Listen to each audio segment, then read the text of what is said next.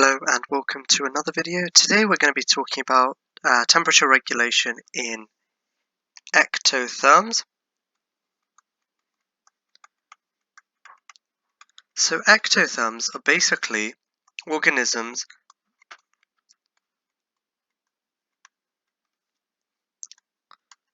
whose body temperature, core body temp, is regulated with the help of the external environment.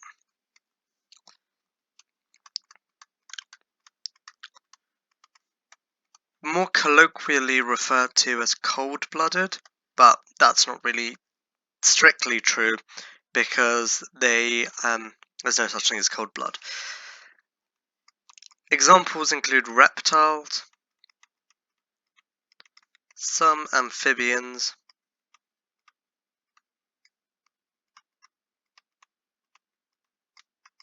insects.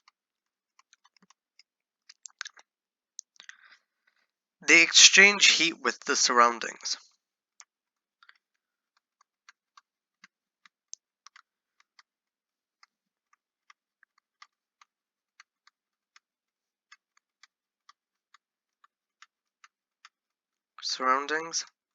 So when hot,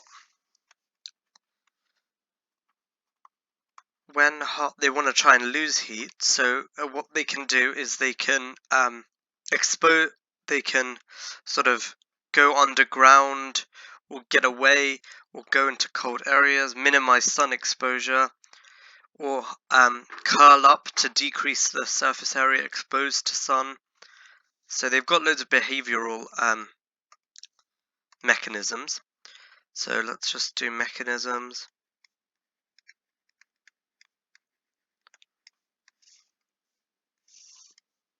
When hot.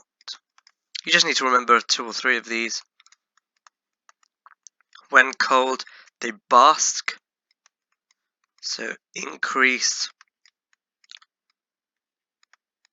SA exposed to sun. And by hot and cold, I don't mean the external environment is hot or cold. I mean their internal temperature is hot or cold. They can, when they're cold, they can spread out. Again, achieves the same purpose. Or they can come out from underground. Again, this will achieve the same purpose. They'll increase the surface area that's exposed to sun. When they're hot, they'll try and do the opposite.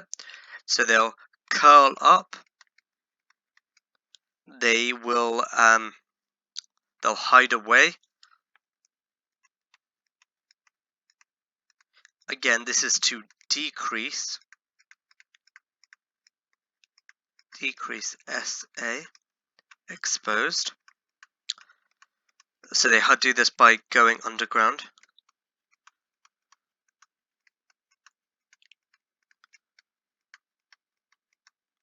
They can breathe. They can breathe more. So their breathing rate increases because this means that more heat loss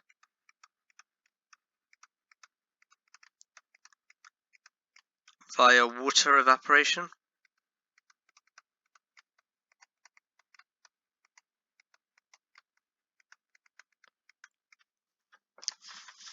That's really the main ways they can do it.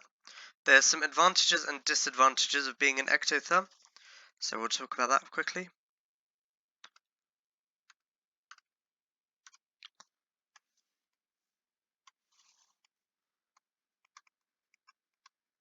Advantages disadvantages.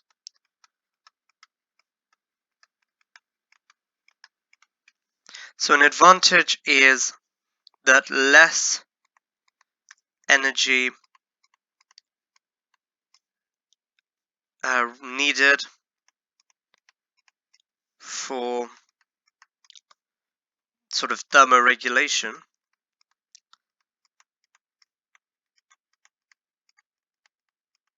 So more energy for growth, or less food needed.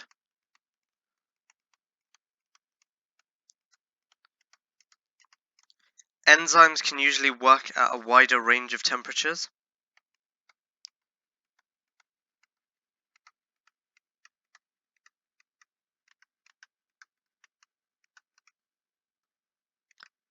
Because again, it's harder for them to maintain that stable internal environment, and so they have a so their enzymes can be a bit more flexible.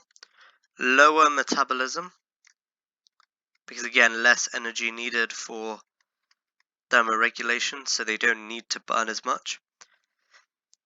The disadvantages: they're more at risk of predation.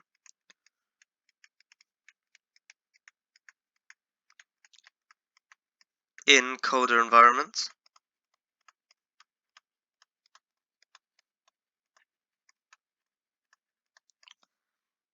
They may struggle to maintain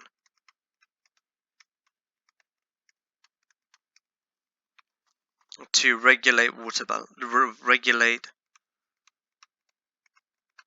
potential in blood. Because if they're breathing more, then more water is being evaporated for them, so then lowers the water potential, which means that they may struggle to get more water, so they may struggle to regulate their own internal water balance. Thank you for watching this one. Next time we'll talk about endotherms, which are like mammals, and we'll explain why they're different.